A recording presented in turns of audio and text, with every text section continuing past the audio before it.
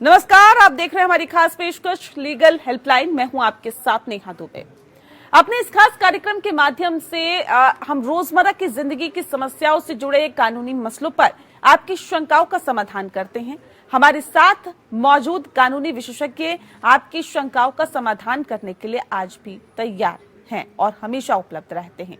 अगर आप भी इस प्रोग्राम से जुड़ना चाहते हैं, इस विषय पर संबंधित जानकारी लेना चाहते हैं, तो आप हमें कॉल कर सकते हैं, कानूनी राय ले सकते हैं। आज हम अवैध ड्रग्स से जुड़े हुए कारोबार और उससे संबंधित कानून की बात करेंगे। Narcotics, drugs and psychotropic substance act यानी एनडीपीएस एक्ट 1985 और एनडीपीएस एक्ट 1988 दो मुख्य कानून हैं जो भारत में ड्रग्स संबंधी मामलों में लागू होते हैं। इस कानून के मुताबिक नारकोटिक्स ड्रग्स या फिर किसी भी नियंत्रित केमिकल या साइकोट्रोपिक पदार्थ का उत्पादन, पोजीशन, बिक्री, खरीदी, व्यापार, आयात निर्यात और इस्तेमाल किया जाना प्रतिबंधित है। सिर्फ मेडिकल या वैज्ञानिक कारणों से विशेष मंजूरियों के बाद ये संभव हो सकता है। प्रतिबंधित को तोड़ने वाले व्यक्ति के खिलाफ सर्च कुर्की और गिरफ्तारी का भी अधिकार एनडीपीएस एक्ट देता है। जांच एजेंसी ऐसे मामलों में निजी या सार्वजनिक स्थानों पर कार्रवाई कर सकती है। भारत के संविधान में आर्टिकल 47 के तहत भी राज्य को ड्रग्स नियंत्रण रोकथाम के लिए शक्ति मिली है। ड्रग्स के नियंत्रण के लिए 3 श्रेणियों में ड्रग्स की चर्चा वर्तमान कानून में है। एक एलएसडी, मैथ जैसे साइकोट्रोपिक पदार्थ की श्रेणी है। दूसरी चरस, गांजे, अफीम जैसे नारकोटिक्स ड्रग्स की और साथ ही तीसरी श्रेणी मिश्रण पदार्थ, केमिकल पदार्थ की है, जिसे कंट्रोल्ड सब्सटेंस कहते हैं। ये तो थी बुनियादी जानकारी। ड्रग्स एक्ट से जुड़ी हुई तमाम और कानूनी पहलू की जानकारी आज देंगे। हमारे साथ जुड़ेंगे कानूनी विशेषज्ञ अधिवक्ता नवीन पांडे जी। बहुत स्वागत है नवीन जी आपका। नवीन जी, आपको ड्रग्स एक्ट से जुड़े हुए तमाम कानूनी पहलुओं की जानकारी देंगे। अगर आपका भी ड्रग्स एक्ट से जुड़ा हुआ कोई भी सवाल है तो आप फोन कर सकते हैं। हमारा नंबर्स टीवी स्क्रीन पर फ्लैश होगा और फोन लाइंस खुल चुकी है। तो विषय एक बार फिर से आपको बता देते हैं, बहुत महत्वपूर्ण विषय है ड्रग्स। जी हाँ, अवैध ड्रग्स से जुड़ी हुई कानूनी अगर जानकारी आपको चाहिए तो आप हमें कॉल कर सकते हैं। टीवी स्क्रीन पर नंबर भी फ्लैश हो रहे हैं। नवीन जी आपको विस्तार से जानकारी देंगे, बताएंगे आपको कि आखिर इस सवाल का जवाब क्या है और जहां तक हो सकेगा आपको बेहतर रास्ता दिखाने की कोशिश करेंगे। तो नवीन जी लगातार हमारे साथ जुड़े। नवीन जी, सबसे पहला सवाल क्या है ये एंटी ड्रग्स कानून, इसके बारे में विस्तार से बताइए। नशीली दवाओं का दुरुपयोग हमारे देश में दिन प्रतिदिन बहुत बढ़ते ही जा रहा था और नशीली दवाओं के दुरुपयोग की वजह से बहुत सारी सामाजिक कुकृत्य भी बढ़ते जा रहे थे। तो इनको रोकथाम लगाने के लिए और नशीली दवाओं के दुरुपयोग को नियंत्रित करने, ऐसी दवाओं के उपयोग, वितरण, निर्माण और व्यापार पर रोक लगाने के narcotic drugs and psychotropic substances act 1985 पारित किया। इसके अलावा 1988 में एक और कानून पारित किया गया जिसके तहत गिरफ्तारी और जो व्यक्ति इस सब व्यवसाय से जुड़े हुए हैं उनको डिटेन करने के प्रावधान बनाए गए। अब सबसे पहले तो ये समझते हैं कि नारकोटिक ड्रग्स क्या होते हैं। तो नारकोटिक ड्रग्स मुख्य रूप से वो होते हैं जिनका सेवन करने के बाद व्यक्ति को नींद आने लगती है और वो अपने होश में नहीं रह जाता है, उसे सोने की आवश्यकता पड़ती है। जबकि साइकोट्रोपिक सब्सटेंसेस जो होते हैं ये इनको कंज्यूम करने के बाद में व्यक्ति के दिमाग में एक तरह का रिएक्शन होता है और उसकी मनोस्थिति में परिवर्तन आता है। तो अब ये सारी चीजें जो है, या तो नींद आ जाए किसी पदार्थ के सेवन से या फिर मनोस्थिति बदल जाए, तो दोनों ही व्यक्ति के स्वास्थ्य के लिए और समाज के प्रति भी ये हानिकारक साबित हो जाती हैं।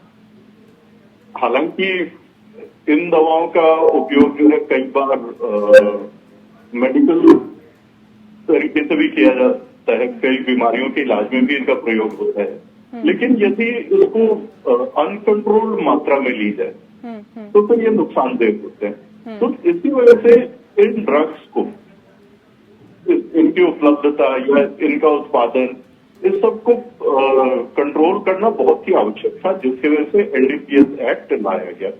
इसमें जो है इस अधिनियम के आने के बाद से भांग, खसखस, कोका के पौधे, है ना, इन सब की उत्पादन पर, है ना, इसके बाद जो इनके प्रोडक्ट्स पाए जाते हैं उसका नशे के रूप में प्रयोग या किसी और प्रकार से अनकंट्रोल्ड तरीके से दुष्प्रयोग करने को नियंत्रित करने और उनको निषिद्ध करने के उद्देश्य से ये कानून लाया गया है जी। और आज के समय में स्थिति कुछ ऐसी है कि तकरीबन 200 ऐसी साइकोट्रोपिक सब्सटेंसेस हैं जो कि आप कोई भी केमिस्ट अगर है या कोई भी व्यक्ति जो लाइसेंस के तहत भी यदि उनका विक्रय कर रहा है तो किसी वॉक इन कस्टमर को नहीं बेचा जा सकता जब तक कि उसके पास प्रिस्क्रिप्शन मौजूद हो। जी, ठीक। ये मूल उद्देश्य है एनडीपीएस एक्ट का। ठीक है सर, अवैध ड्रग्स रखने की सजा क्या हो सकती है? एनडीपीएस एक्ट में अवैध ड्रग्स यदि किसी व्यक्ति के पास में पाया जाता है तो उसमें कितनी मात्रा में ड्रग्स व्यक्ति के पास पाया जाता है इसके आधार पर सजा निर्धारित की जाती है। जैसे यदि व्यक्ति के पास में छोटी मात्रा में ड्रग्स पाया जाता है तो ऐसी स्थिति में उस व्यक्ति को 6 महीने तक की हिरासत हो सकती है और साथ में 10,000 रुपए तक का जुर्माना लगाया जा सकता है। लेकिन यदि मात्रा जो है वो छोटी मात्रा से अधिक है लेकिन व्यावसायिक मात्रा से कम है तो ऐसी स्थिति में 10 साल तक की सजा का प्रावधान है, जिसके साथ में 1 लाख रुपए तक का जुर्माना भी उस पर लगाया जा सकता है। वही यदि जो मात्रा व्यक्ति के पास में पाई जाती है वो कमर्शियल या व्यावसायिक मात्रा होती है ना, जो कि बहुत ही अत्यधिक मात्रा होती है, तो ऐसे स्थिति में जो सजा का प्रावधान है वो 10 साल से लेकर के 20 साल तक के लिए है और जो जुर्माने की राशि है वो 1 लाख से लेकर के 2 लाख रुपए तक जा सकती है। जी बिल्कुल, तो जुर्माना और सजा दोनों ही ज्यादा होगी अगर अवैध ड्रग्स रखा मिला तो। साथ ही साथ नवीन जी ये भी बताइए कि चरस, गांजे, अफीम जैसी नार्कोटिक्स ड्रग्स को क्या मेडिकल यूज के लिए रखा जा सकता है? इसके लिए क्या परमिशन लेनी होती है? अगर हाँ तो कैसे? देखिए, भारतीय संविधान के अनुच्छेद 47 को यदि हम देखें तो हानिकारक जो नशीले पेय पदार्थ होते हैं या जो नशीली दवाइयां होती हैं उन पर रोक लगाने के अलावा औषधीय प्रयोजनों के लिए उनके उपयोग की अनुमति भी संविधान देता है। अब भारत में ऐसे विभिन्न औषधीय फॉर्मुलेशन है जिनमें मनोसक्रिय पदार्थ पाए जाते हैं या उनका उपयोग किया जाता है, जैसे कि अल्कोहल हो गया, निकोटिन हो गया, कोडीन, ओपियोइड या बेंजोडाइजेपाइन, इस तरह की जो दवाइयां हैं ये नशीली दवाइयां होने के साथ साथ इनका उपयोग बहुत ही ऐसी चिकित्सकीय दवाइयां हैं जिनमें किया जाता है। अब यहाँ तक कि यदि आप होम्योपैथ में देखें तो होम्योपैथ में ज्यादातर दवाइयों के जो फॉर्मुलेशन होते हैं उसमें या तो मूल रूप से अल्कोहल का प्रयोग होता है या एक घटक के तौर पर उसका उपयोग किया जाता है। इसी तरह से आयुर्वेदिक दवाइयों के साथ भी है जिनमें भांग जैसे तत्व या अफीम जैसे तत्व या तो मूल रूप से प्रयोग किए जाते हैं या एक सक्रिय घटक के रूप में प्रयोग किए जाते हैं। तो इसके लिए यदि कोई व्यक्ति औषधीय प्रयोजन से यदि इनका उपयोग करना चाहता है तो धारा 71 के तहत उसे परमिशन लेने की आवश्यकता होती है। इसके अलावा जैसे बहुत से व्यक्ति ऐसे होते हैं जो बहुत ज्यादा ड्रग एब्यूज के शिकार हैं।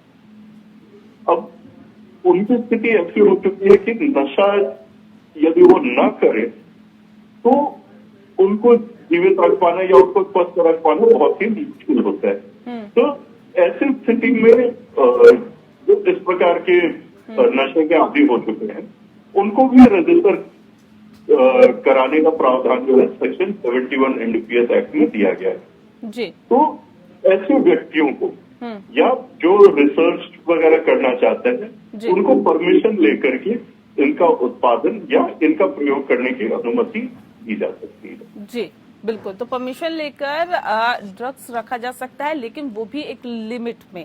अवैध ड्रग्स से जुड़े हुए कानूनी मसलों के बारे में और जानकारी जुड़े हुए कानूनी जानकारी नवीन पांडे जी लगातार हमें दे रहे हैं, हमारे दर्शकों को दे रहे हैं।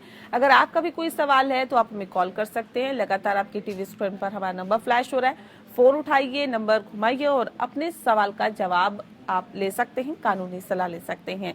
एनडीपीएस एक्ट के बारे में आज नवीन पांडे जी आपको बता रहे हैं। सर, ये बताइए कि एनडीपीएस केस में बेल पर अलग प्रावधान है, इसमें दोषी को प्रथम दृष्टया दोषी माना जाता है, साथ में बेल के लिए सरकारी वकील को भी अपनी दलीलें सामने रखनी पड़ती है। इसके बारे में थोड़ा बताइए। बिल्कुल, देखिए, जहां तक नशीले पदार्थों के मामलों में जमानत का सवाल आता है तो नॉर्मल जो क्रिमिनल ऑफेंसेस होते हैं उनसे अलग तरीके से इनको डील किया जाता है। आमतौर पर दूसरे क्रिमिनल ऑफेंसेस में कहा जाता है कि bail is the rule, jail is the exception, यानी कि बेल नियम है और जेल में भेजा जाना ये अपवाद माना जाता है। लेकिन जब हम एनडीपीएस की बात करते हैं तो एनडीपीएस में इसके ठीक उल्टा होता है। यहाँ पर जेल रूल की श्रेणी में आता है और बेल दिया जाना ये अपवाद की श्रेणी में आता है। यदि हम इस अधिनियम की धारा 37 को देखें तो धारा 37 बात करता है जो भी अपराध हैं वो संज्ञेय अपराध होते हैं और गैर जमानती अपराध होते हैं। ये धारा जो है उन अपराधों से संबंधित है जो कि धारा 19, 24 या 27 के तहत, जिसमें या तो आपने पर्सनल कंजम्पशन के लिए रखा हुआ है या जो अधिनियम में कहा गया है कम मात्रा या कम मात्रा से अधिक या व्यावसायिक मात्रा से कम, या यदि ऐसा भी होता है कि व्यावसायिक मात्रा भी यदि शामिल है तो ऐसी स्थिति में भी कुछ शर्तें हैं जिनको पूरा किया जाना आवश्यक होता है बेल प्राप्त करने के लिए।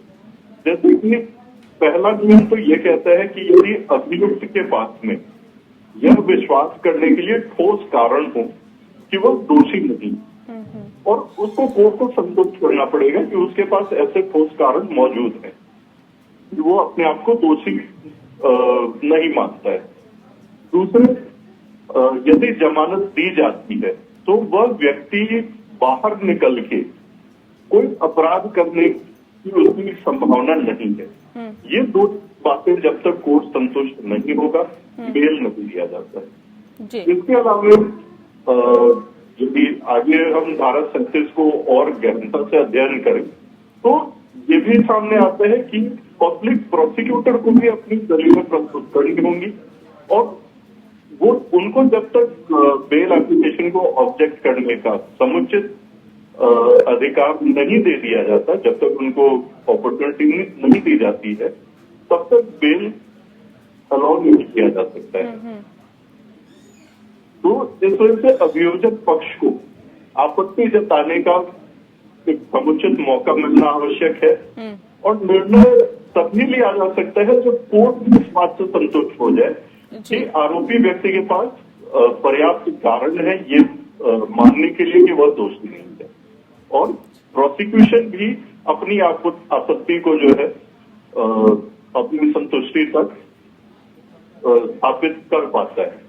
उसके बाद ही यदि कोर्ट को लगता है तो बेल दिया जाएगा, अन्यथा नहीं दिया जाएगा। जी सर, अगर कोई सरकारी कर्मचारी मादक द्रव्य पदार्थों की तस्करी करता हुआ पकड़ा जाए तो उसके लिए सजा का अलग प्रावधान होता है क्या?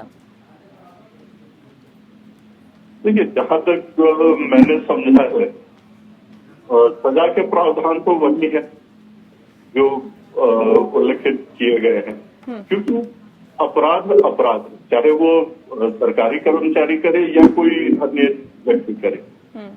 हाँ, ये बात और है कि जब कोई सरकारी कर्मचारी इस तरह के कृत्य में लिप्त होता है तो उसको थोड़ा और सीरियसली देखा जाता है। अन्यथा जो सजा का प्रावधान है, जहां तक मेरी जानकारी है, जहां तक मैंने समझा है तो अधिनियम को, और प्रावधान वही है, प्रावधान वही, वो मात्रा के ऊपर ही उसी निर्भर हिसाब से करता सजा है। मिलती है जो एक आम व्यक्ति को मिलती है अगर वो इस तरह के कृत्य में लिप्त पाया जाता है। बहरहाल बहुत शुक्रिया आपका नवीन पांडे जी, आपने बहुत विस्तार से, बहुत तफसील से अवैध ड्रग्स के बारे में कानूनी जानकारी हमारे दर्शकों को दी। इसके लिए आपका बहुत बहुत शुक्रिया। इसी के साथ लीगल हेल्पलाइन में फिलहाल के लिए इतना ही। नमस्कार।